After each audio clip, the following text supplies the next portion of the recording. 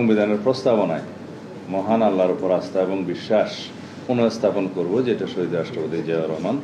পঞ্চম সংশোধনের মাধ্যমে অন্তর্ভুক্ত করেছিলেন। এবং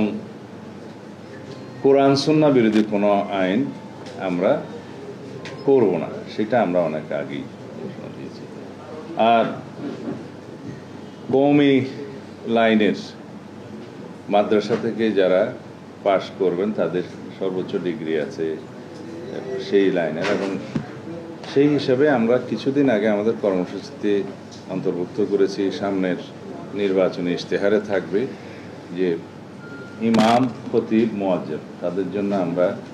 রাষ্ট্রীয় ভাতার ব্যবস্থা করব, উৎসব ভাতার ব্যবস্থা করব, এবং যেটা একটা ট্রাস্ট আছে সেই সংক্রান্ত সেই ট্রাস্টকে আরও শক্তিশালী করে সেটা তাদের জন্য আমরা ব্যবস্থা করব রাষ্ট্রীয়ভাবে। এবং বিভিন্ন স্কুল, কলেজ, মাদ্রাসায় ধর্ম শিক্ষক হিসাবে বিধি মোতাবেক নিয়োগের ক্ষেত্রে তাদের অগ্রাধিকার থাকবে অথবা বিবেচনা